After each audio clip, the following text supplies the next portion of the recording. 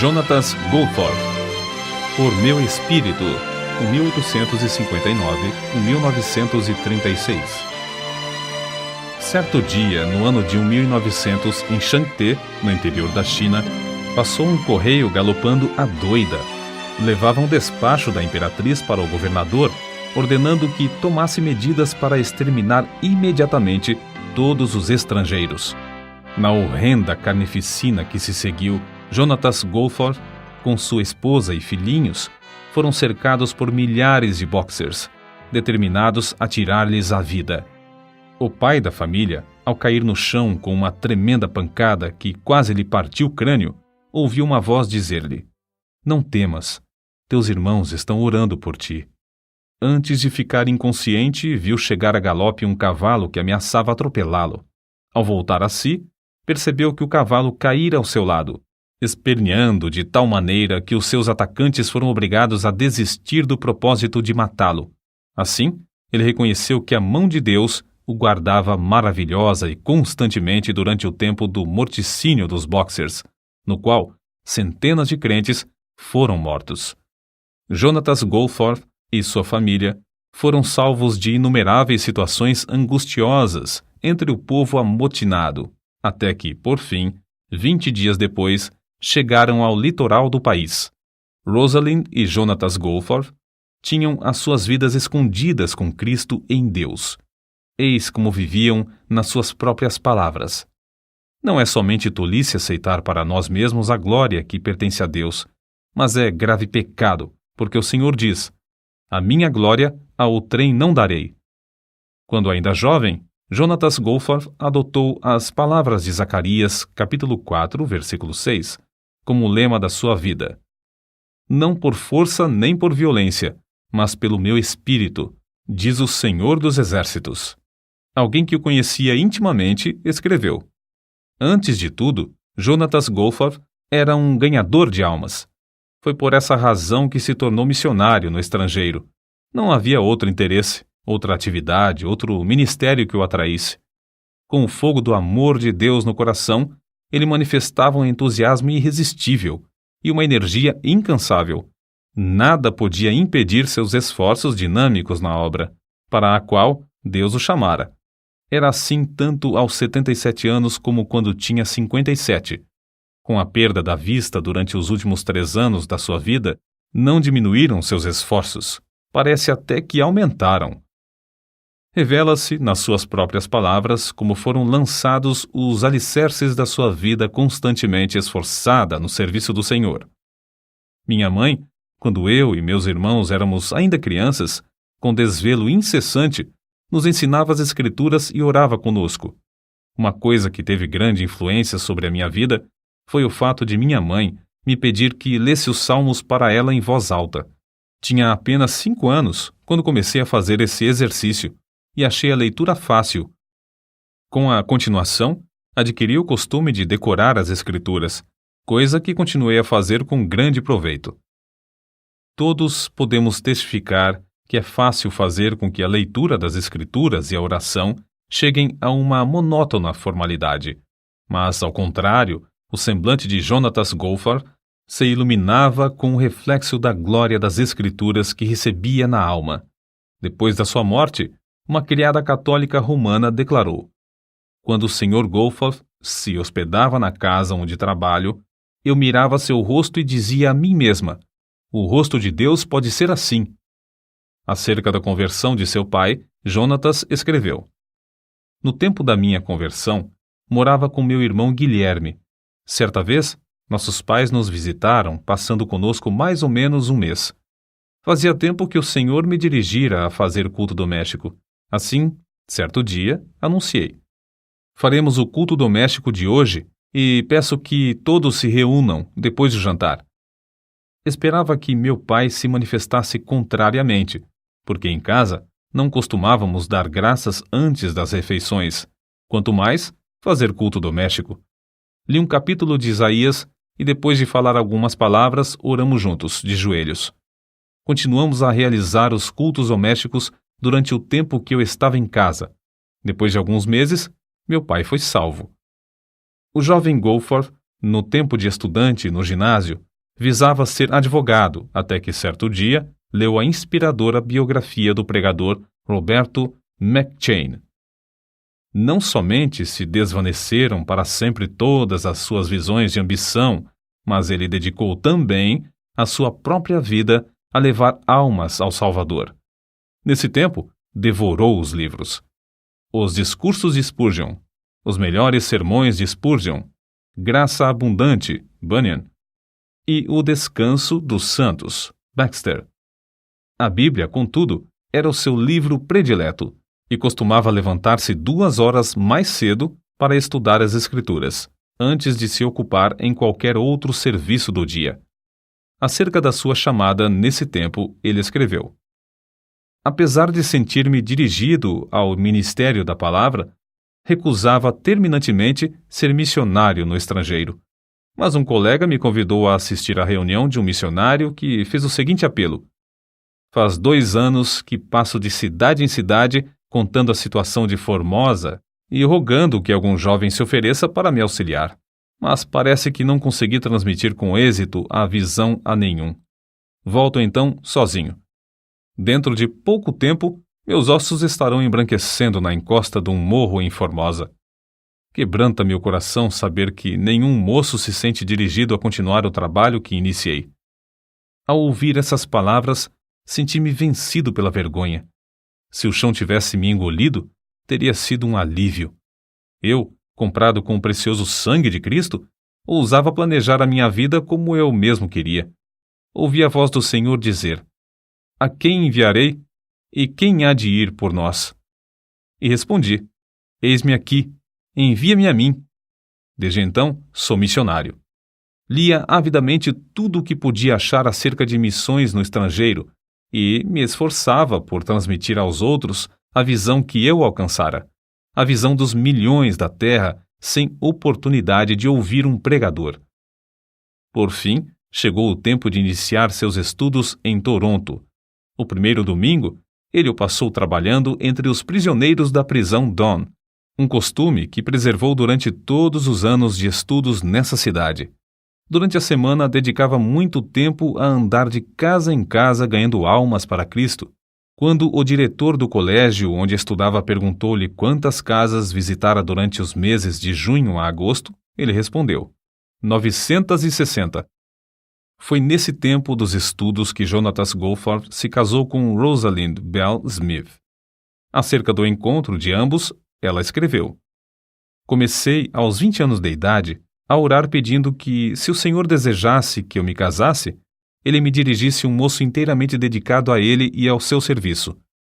Certo domingo, achei-me em uma reunião de obreiros da Toronto Mission Union. Um pouco antes de começar a reunião, alguém à porta chamou Jonatas Goforth. Ele, ao levantar-se para ir lá fora, deixou a Bíblia na cadeira. Então, eu fiz uma coisa que nunca pude explicar. Nem para ela achei desculpas. Senti-me impelida a ir à cadeira dele, apanhei a Bíblia e voltei à minha cadeira.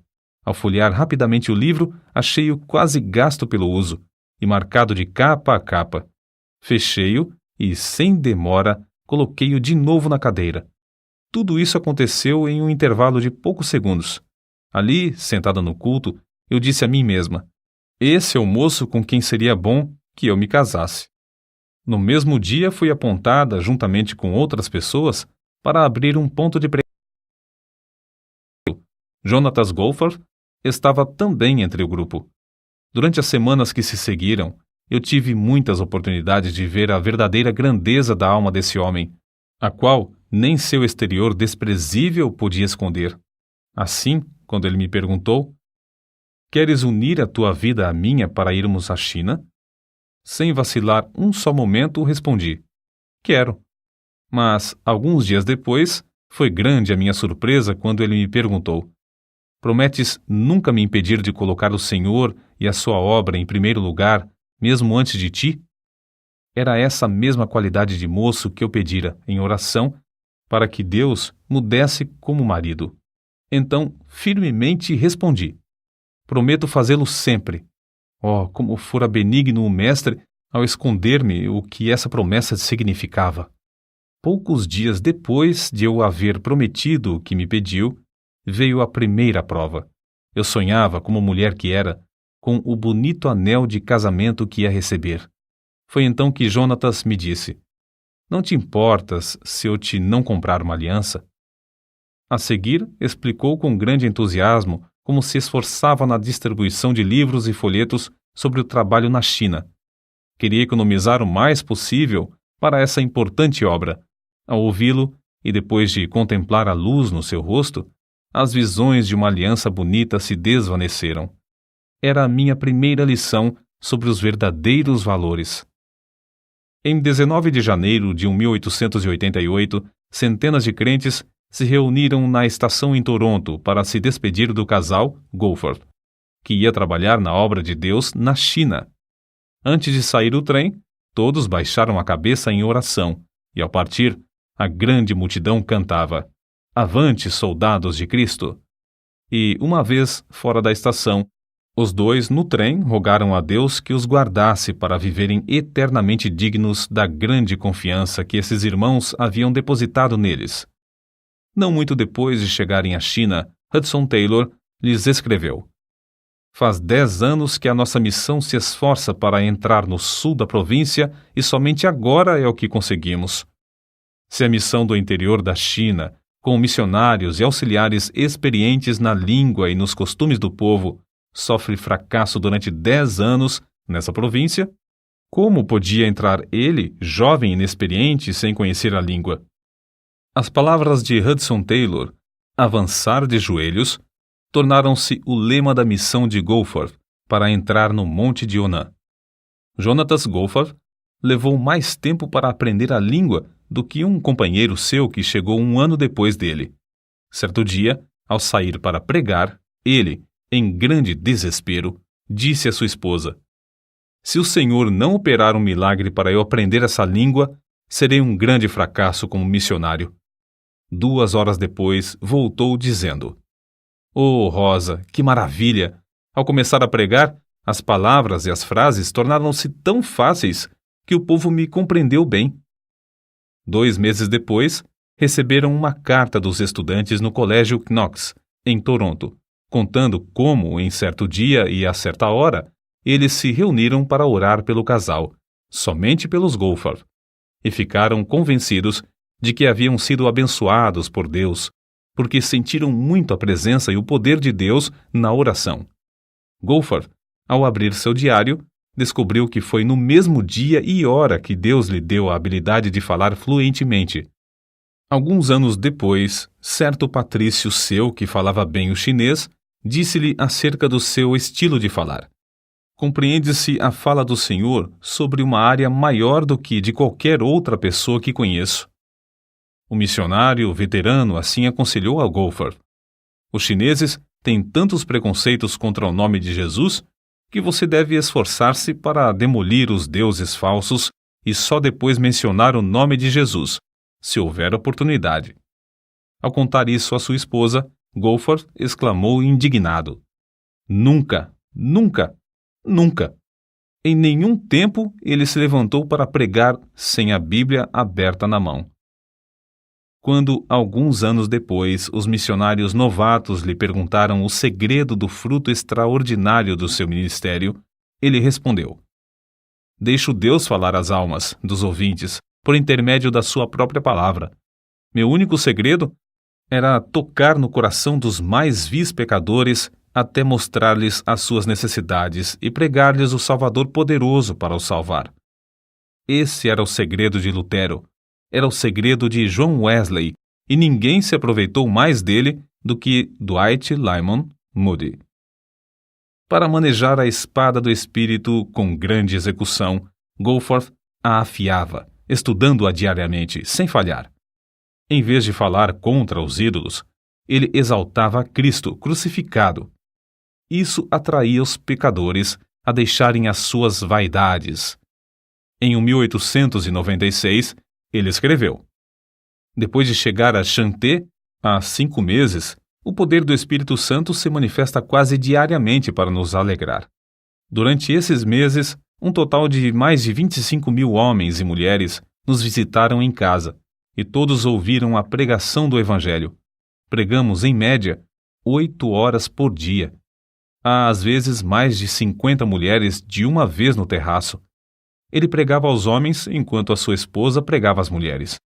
Quase todas as vezes que apresentamos Cristo como Redentor e Salvador, o Espírito Santo salva alguém, e às vezes 10 a 20 pessoas. Contudo, não se deve pensar que esses missionários escaparam de grandes tribulações. Não muito depois de chegarem à China, um incêndio destruiu todas as suas possessões terrestres. O calor do verão era tão intenso que sua primogênita, Gertrude, faleceu, sendo necessário levar o cadáver a uma distância de 75 quilômetros, a um lugar onde se permitia enterrar os estrangeiros. Quando faleceu outro filhinho, Donald, foi necessário fazer de novo a mesma longa viagem com os restos mortais. Depois de passarem 12 anos na China, as águas de uma enchente subiram à altura de 2 metros dentro da casa e eles novamente perderam tudo quanto tinham. No ano 1900, logo após outra filha, Florença, morrer de meningite, veio a insurreição dos Boxers, acerca da qual já nos referimos. No levante dos Boxers, muitas centenas de missionários e crentes foram brutalmente mortos. Só a mão de Deus os guiou e os sustentou na fuga de Shanté, já que foi preciso enfrentar uma viagem de 1.500 quilômetros, em tempo de intenso calor e de doença, em um dos 4 filhos. Inúmeras vezes foram cercados pelas multidões que clamavam: "Matai-os! Matai-os!" Uma vez, a multidão enfurecida arremessou pedras tão grandes que quebraram a espinha dos cavalos que puxavam a carroça, mas todas as pessoas do grupo escaparam. Goforth levou vários golpes de espada, um dos quais atingiu o osso do braço esquerdo, quando o ergueu para defender a cabeça. Apesar de o grosso capacete que tinha na cabeça ficar quase inteiramente cortado em pedaços, ele conseguiu manter-se em pé, até que recebeu um golpe que, por pouco, não lhe partiu o crânio. Mas Deus não permitiu que a mão dos homens os destruíssem, porque ainda tinha uma grande obra para fazer na China por intermédio desses servos. Assim, sem poder cuidar das feridas e com as roupas ensanguentadas, o grupo enfrentava as multidões furiosas, dia após dia, até alcançar Xangai. De lá, a família embarcou em um navio para o Canadá. Logo que diminuiu o perigo na China, os nossos incansáveis heróis estavam novamente ocupados no trabalho em Shanté. A região foi dividida em 3. A parte que caiu, em sorte, a Goforth, foi o vasto território ao norte da cidade, com inúmeras vilas e povoados. O plano de Goforth era alugar uma casa em um centro importante, passar um mês evangelizando e depois mudar-se para outro centro. Queria que a sua esposa pregasse no pátio da casa de dia enquanto ele e seus auxiliares pregavam nas ruas e nos povoados ao redor. À noite, faziam os cultos juntos, ela tocando o harmônio. No fim do mês, podiam deixar um dos auxiliares discipulando os novos convertidos, enquanto o grupo passava para outro centro. Acerca desse plano, a esposa de Goforth escreveu: "De fato, o plano foi bem concebido, a não ser por uma coisa. Não se lembrou dos filhos que perdemos. Lembrei-me de como os meninos com varíola em Hopei me cercaram quando segurava a criança no colo. Lembrei-me das 4 covas de nossos pequeninos. E endureci o coração, como pederneira, contra o plano. Como meu marido suplicava dia após dia: Rosa, por certo, o plano é de Deus, e receio que possa acontecer aos filhos se desobedecermos. O lugar mais seguro para ti e os filhos é no caminho da obediência. Pensas em guardar os filhos seguros em casa, mas Deus pode mostrar-te que não podes. Contudo, Ele guardará os filhos se obedecer-lhes, confiando nele." Não muito depois, Wallace caiu doente de disenteria asiática, e por 15 dias lutamos para salvar a criança. Meu marido me disse: "Oh, Rosa, cede a Deus antes de perder tudo." Mas parecia-me que Jonatas era duro e cruel. Então nossa filha Constância caiu enferma da mesma doença. Deus revelou-se a mim como um pai em quem eu podia confiar para conservar os meus filhos. Baixei a cabeça e disse: Ó Deus, é tarde demais para a constância, mas confio em ti. Guarda os meus filhos. Irei aonde quer que me mandes. Na tarde do dia em que a criança faleceu, mandei chamar a senhora Wang, uma crente fervorosa e amada, e lhe disse: Não posso contar-lhe tudo agora, mas estou resolvida a acompanhar meu marido nas viagens de evangelização. Quer ir comigo? Com lágrimas nos olhos, ela respondeu: Não posso, pois a menina pode adoecer sob tais condições. Não querendo insistir, pedi que ela orasse e me respondesse depois.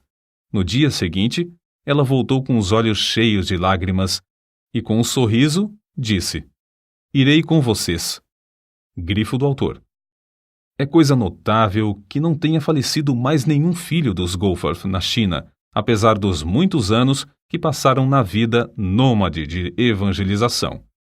Goforth observou tão fielmente seu costume de levantar-se às 5 horas para a oração e estudo das Escrituras, como quando estava em casa, em Chanté. Geralmente, para o estudo, tinha de ficar em pé diante da janela, com as costas viradas para a família. Acerca da obra em Chanté, são de Goforth essas palavras: Nos primeiros anos de meu trabalho na China, contentava-me com a lembrança de que sempre há a sementeira antes da colheita. Mas já eram passados mais de 13 anos e a colheita parecia ainda distante. Tinha certeza de que haveria uma coisa melhor para mim, se eu tivesse a visão e a fé necessárias para adquiri-la. Estavam constantemente perante mim as palavras do Mestre em João capítulo 14, versículo 12. Na verdade vos digo que aquele que crê em mim também fará as obras que eu faço, e as fará maiores do que estas, porque eu vou para meu Pai. E sentia profundamente como, no meu ministério, faltavam as maiores obras. No ano de 1905, Jonatas Goforth leu na autobiografia de Carlos Finney que um lavrador podia, com muita razão, orar pedindo uma colheita material independentemente de se cumprirem as leis da natureza, assim como os crentes podem esperar uma grande colheita de almas sem se cumprirem as leis que governam a colheita espiritual. Resolveu, então, saber quais eram essas leis, e decidiu-se a cumpri-las a qualquer preço. Fez um estudo a fundo e de joelhos sobre o Espírito Santo e escreveu as notas nas margens da sua Bíblia chinesa. Quando começou a ensinar essas lições aos crentes, houve grande quebrantamento, com confissão de pecados. Foi na grande exposição idólatra de Sun Yat-sen que Deus, primeiramente, mostrou seu grande poder no ministério de Goforth. Durante o sermão, um obreiro exclamou em voz baixa: Esse povo está tão comovido pela pregação como a multidão no dia de Pentecostes pelo sermão de Pedro. Na noite do mesmo dia, um salão alugado e que não comportava toda a grande multidão pagã que queria assistir, Goforth pregou sobre o texto: levando ele em seu corpo os nossos pecados sobre o madeiro. Quase todos mostraram-se convictos do pecado, e quando o pregador fez o apelo, levantaram-se clamando: Queremos seguir a esse Jesus que morreu por nós. Um dos obreiros presentes assim expressou o que viu: Irmão, aquele a quem oramos durante tanto tempo para que viesse, veio de fato esta noite. Nos dias que se seguiram, pecadores foram salvos em todos os pontos de pregação e em todos os cultos. Acerca do avivamento que nesse tempo visitou a Coreia, um dos missionários escreveu sobre o que presenciou. Os missionários eram como os demais crentes. Não havia alguém entre eles de talento extraordinário. Viviam e trabalhavam como quaisquer outros, a não ser nas orações. Nunca senti a presença divina como a senti nos seus rogos a Deus. Parecia que esses missionários nos levavam ao próprio trono no céu. Fiquei muito impressionado também ao ver como o avivamento era prático. Havia dezenas de milhares de homens e mulheres transformados completamente pelo fogo divino. Grandes templos, com assentos para 1.500 pessoas, ficavam superlotados. Era necessário realizar um culto para os homens e, em seguida, outro para as mulheres, a fim de que todos pudessem assistir. Em todos ardia o desejo de espalhar as boas novas. Crianças se aproximavam das pessoas que passavam pelas ruas, rogando-lhes que aceitassem a Cristo por seu Salvador. A pobreza do povo da Coreia era conhecida em todo o mundo. Contudo, havia tanta liberdade nas ofertas que os missionários não queriam ensinar mais sobre o dever de contribuir. Havia grande dedicação à Bíblia, quase todos levando um exemplar no bolso. E o maravilhoso espírito de oração permeava tudo. Ao voltar da Coreia, Goforth foi chamado à Manchúria. Mais tarde, ele escreveu: "Quando iniciei a longa viagem, estava convicto de que eu tinha uma mensagem de Deus para entregar àquele povo, mas não tinha ideia de como presidir a um avivamento. Sabia pronunciar um discurso e sabia levar o povo a orar, porém, nada mais sabia do que isso." Goforth teve um grande desapontamento ao chegar à Manchúria. Os crentes não oravam como lhe prometeram fazer e a igreja estava dividida. Depois do primeiro culto, ele, sozinho no seu quarto, caiu de joelhos em desespero. E Deus respondeu à sua insistência, enviando tão grande desejo de oração às igrejas e tão profunda contrição pelo pecado, que elas não somente foram purificadas de toda classe de pecado, inclusive dos mais horrendos crimes, mas os perdidos, em grande número, vinham e eram salvos. A senha do avivamento do ano de 1859 foi: "Necessário vos é nascer de novo." E a de 1870, "Crê no Senhor Jesus." Mas a meta de Goforth era: "Não por força nem por violência, mas pelo meu espírito." Zacarias capítulo 4, versículo 6. Que o Espírito Santo operava em vários lugares na Manchúria em resposta às orações insistentes e em face de embaraços de toda sorte, vê-se claramente no que ele escreveu acerca da obra na cidade de Niucheng. Ao subir ao púlpito, ajoelhei-me um momento como de costume para orar. Quando olhei para o auditório, pareceu-me que todos os homens, mulheres e crianças na igreja estivessem com dores de julgamento. As lágrimas corriam copiosamente, e houve confissão de toda a espécie de pecado. Como se explica isso? A igreja era conhecida como igreja morta e sem mais esperança. Contudo, antes de anunciar sequer uma palavra, sem mesmo cantar um hino ou orar, começou essa obra maravilhosa. Não há outra explicação. Foi o Espírito de Deus que operou em resposta às orações das igrejas de Mukden, Liaoyang e de outros lugares na Manchúria, as quais haviam experimentado a mesma qualidade de avivamento e foram induzidas a interceder por sua pobre e necessitada igreja irmã. Jonatas Goforth, quando foi à Manchúria, era quase desconhecido fora do pequeno círculo da sua denominação. Depois de algumas semanas, quando voltou, os olhos dos crentes de todo o mundo estavam fitos nele. Contudo, permaneceu o mesmo humilde servo de Deus, reconhecendo que a obra não era dele, mas do Espírito de Deus. Shanxi é conhecida como a província dos mártires. Certo chinês, douto, contou a Goforth como presenciara nessa província, durante a insurreição dos Boxers, em 1900, de uma só vez a morte de 59 missionários. Todos eles encararam o carrasco com a maior calma.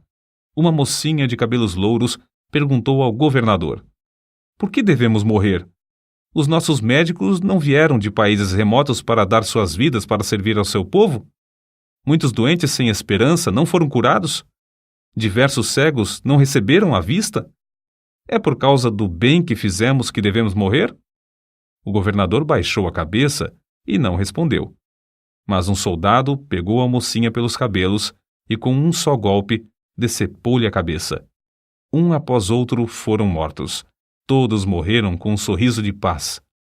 Esse mesmo chinês contou como viu, entre eles, uma senhora falando alegremente ao filhinho. Com um só golpe, ela foi prostrada, mas a criança continuou a segurar-lhe a mão. Logo a seguir, outro golpe, e um pequeno cadáver jazia ao lado do cadáver da mãe.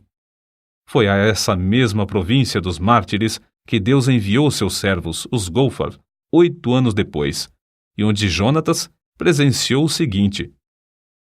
Em Xuanxian, não muito depois de começar a falar, vi muitos dos ouvintes baixarem a cabeça, convictos, enquanto as lágrimas corriam-lhes pelas faces. Depois do discurso, todos os que experimentaram orar estavam quebrantados. O avivamento, que começou assim, continuou durante 4 dias. Houve confissão de toda a qualidade de pecados. O delegado regional se admirou grandemente ao ouvir confissões de homicídios, de roubos e de crimes de toda a sorte. Confissões que só conseguiria arrancar deles, açoitando-os até quase os deixar mortos. Às vezes, depois de um culto de 3 horas ou mais, o povo voltava à casa para continuar a orar. Mesmo em horas tardias da noite, havia pequenos grupos reunidos em vários lugares para orar até quase clarear o dia. No colégio de moças em Shuvu, na mesma província dos mártires, as alunas insistiram para que lhes concedessem tempo para jejuar e orar. No dia seguinte, quando se reuniram de manhã para a oração, o Espírito caiu sobre elas e ficaram de joelhos até a tarde desse dia. Das centenas de exemplos evidentes da operação poderosa do Espírito Santo nos corações, dentre muitos outros lugares, citaremos aqui apenas os seguintes. Xangté. Quase 700 pessoas estiveram presentes pela manhã.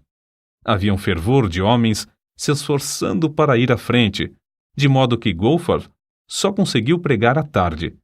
O culto era contínuo, prolongava-se o dia inteiro, com intervalos para as refeições.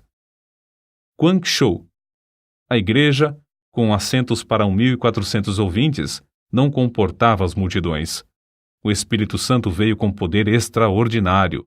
Havia, às vezes, centenas de pecadores contritos chorando. 2 endemoniados foram libertos e se tornaram crentes fervorosos na obra de Deus. Em 4 anos, o número dos salvos aumentou de 2.000 para 8.000. Xuntefu. Inesperadamente, uma dúzia de homens começou a orar e a chorar, sem poder resistir ao poder do Espírito Santo. Velhos discípulos de Confúcio vinham à frente, quebrantados e humilhados, para confessar a Cristo como seu Senhor. Um total de 500 homens e mulheres foram salvos. Foi, talvez, a maior obra do Espírito Santo que eu tenha visto. Nanquim. A assistência foi de mais de 1.500 pessoas. Centenas que também queriam entrar não puderam e voltaram a casa. O culto da manhã durou 4 horas. O resto do tempo foi dedicado à oração e confissão de pecados. A massa de pessoas que desejava chegar ao estrado para confessar seus pecados foi tão grande que se tornou necessário construir outra escada. Subi de novo ao estrado, às 3 horas da tarde, para iniciar o segundo culto. Centenas de pessoas, nesse momento, começaram a vir à frente, e por isso eu não pude pregar.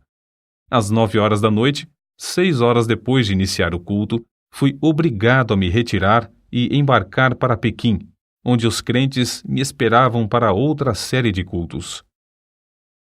Shantung. O avivamento foi tão grande que cerca de 3.000 membros foram acrescentados à igreja em 3 anos. Acerca dos cultos entre os soldados do general Feng, a esposa de Goforth escreveu: Desde o início sentimos a presença de Deus. 2 vezes, todos os dias, Goforth tinha auditórios de cerca de 2.000 pessoas, principalmente oficiais, que se mostravam grandemente interessados. A 3 cultos, às esposas foi permitido assistirem, e Deus me deu poder para falar-lhes. Quase todas declararam-se prontas a seguir a Cristo. O general Feng, ao experimentar orar, ficou quebrantado. A seguir, outros oficiais, um após outro, começaram a clamar a Deus entre soluços e lágrimas. Assim continuou a obra, ano após ano, geralmente com 3 cultos por dia, apesar de grandes obstáculos. No período da seca de 1920, 30 a 40 milhões dos habitantes ao redor encararam a morte pela fome. Em 1924, Goforth escreveu à sua esposa, forçada por doença a voltar ao Canadá. Completo hoje 65 anos. Oh, como cobiço, mais que qualquer avarento cobiça o ouro, 20 anos ainda para ganhar almas. Depois de completar 68 anos de idade e sua esposa 62, idades em que a maioria dos homens se afasta do serviço ativo, os dois foram enviados para um campo inteiramente novo na Manchúria.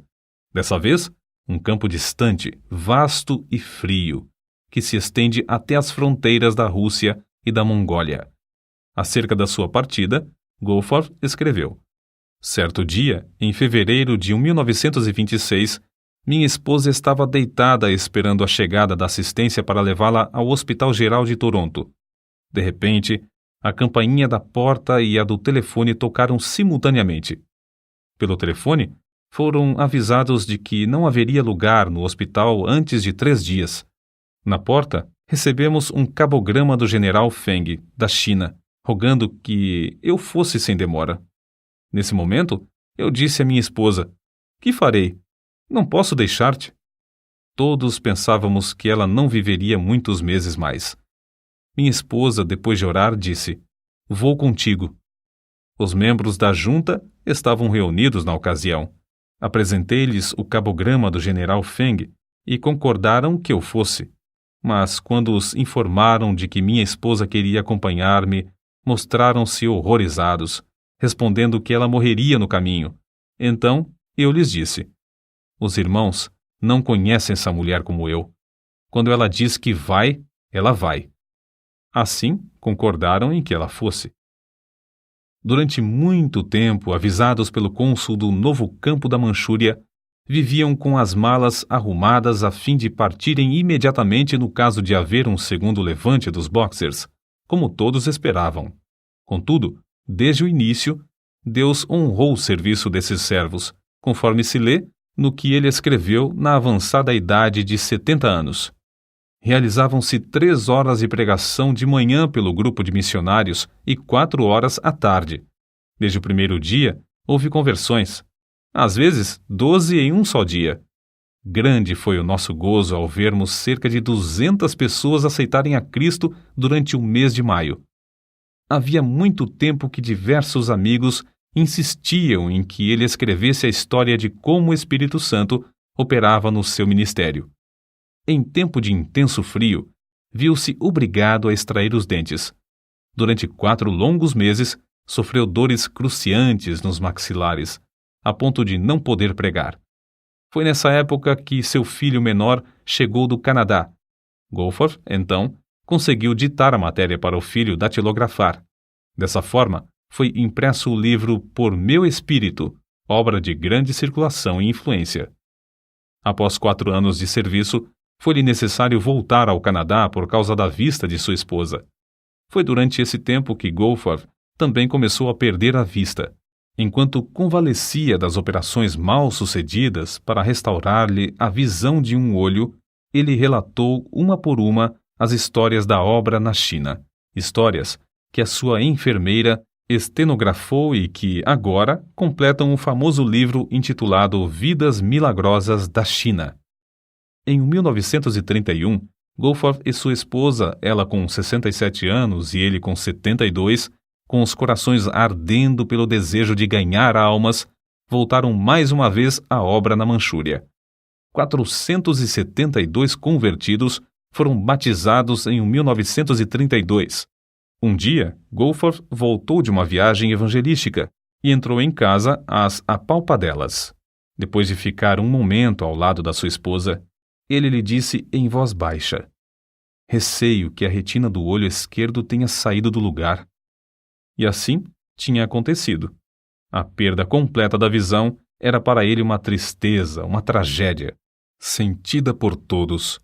Ao mesmo tempo, chegou-lhes uma carta informando-os de uma redução tão grande no que recebiam para o sustento dos missionários e nas despesas das viagens evangelísticas, que parecia impossível continuar a obra. Foi a maior crise de toda a vida de Jonatas Goforth. Contudo, sem vacilar, olhou para Deus.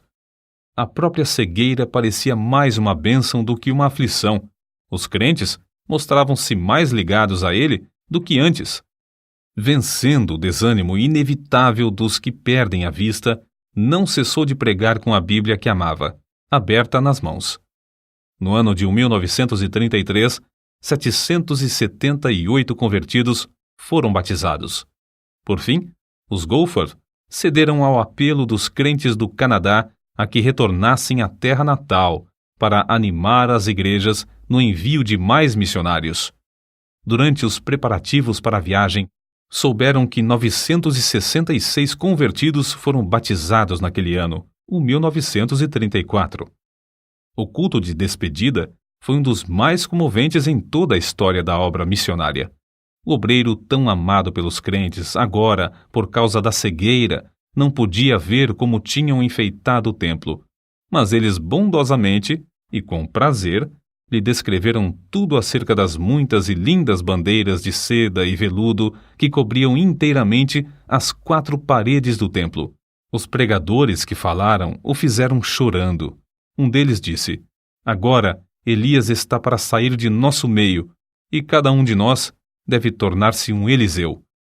Na hora da despedida, havia uma multidão de crentes chorando na plataforma da estação. Gophers, sentado diante da janela do trem, com o rosto virado para aqueles crentes que tanto amava, mas não podia ver, continuava a fazer-lhes sinais com a cabeça, de vez em quando levantando os olhos para cima, indicando assim a bendita esperança de uma reunião no céu. Quando o trem partiu, os crentes, com os olhos cheios de lágrimas, tentaram acompanhá-lo, correndo paralelamente, a fim de conseguirem olhar mais uma vez para o rosto desses queridos missionários. Durante 18 meses, Gophers pregou a grandes auditórios no Canadá e nos Estados Unidos. Dia após dia, esse veterano estava em pé diante desses auditórios, com a sua amada Bíblia aberta nas mãos. Abria o livro aproximadamente na página que desejava e citava as passagens de cor durante o sermão. Isso ele fazia com tanta prática, tendo os olhos abertos, que era difícil crer que as não lia como outrora. O ponto principal de suas mensagens descobre-se nas palavras que lhe disse certo dia a sua esposa: "Querida, acabo de fazer um cálculo mental que prova com certeza qual o resultado de dar ao Evangelho a oportunidade de operar. Se cada um dos missionários enviados à China tivesse levado tantas almas a Jesus como os 6 missionários do nosso campo durante o ano de 1934, o último ano que passamos na Manchúria, isto é, 166 almas por cada missionário, o número de conversões na China teria alcançado a cifra de quase 1 milhão, em vez de apenas 38.724. Isto é, teria sido 25 vezes maior." Grifo do autor. Certo dia, quando tinha de pregar somente à noite, ele disse à sua esposa: "Em vez de sairmos de casa hoje, acho melhor participarmos de um banquete da palavra. Lê para mim o precioso Evangelho de João." Ela leu 16 capítulos desse livro. Percebia-se que era um verdadeiro banquete para ele, pela atenção que prestava à leitura de certas passagens. Antes de falecer, tinha lido a Bíblia de capa a capa mais de 73 vezes. Na noite do dia 7 de outubro de 1936, Jonatas Gophers, depois de um discurso fervoroso e longo sobre o tema Como o fogo do Espírito varreu a Coreia, deitou-se tarde para dormir. Às 7 horas da manhã seguinte, a sua esposa levantou-se e vestiu-se. Logo a seguir, verificou que foi mais ou menos no mesmo momento em que ela se levantou que ele, dormindo aqui na terra, num instante, acordou na glória, vendo de novo. Poucos dias antes, ele tinha dito que se regozijava em saber que o primeiro rosto que ia ver seria o de seu Salvador. 5 anos e meio depois de Jonatas Gophers haver dormido no Senhor, Rosalind Gophers reuniu-se ao seu amado marido e companheiro de lutas. As últimas palavras que pronunciou foram estas: "O rei me chama, estou pronta." Dela também pode-se dizer, como foi dito a respeito dele, entregava-se à oração e ao estudo da palavra para saber a vontade de Deus. Foi esse amor pela leitura da Bíblia e a ininterrupta comunhão com Deus que lhe deram o poder de comover auditórios e convencê-los do pecado e da necessidade do arrependimento. Em todas as ocasiões, ele dominava sua própria pessoa e confiava inteiramente no poder do Espírito Santo para descobrir as coisas de Jesus aos ouvintes. Que o mesmo brado de guerra seja sempre nosso, não por força, nem por violência, mas pelo meu Espírito. Mas recebereis poder ao descer sobre vós o Espírito Santo.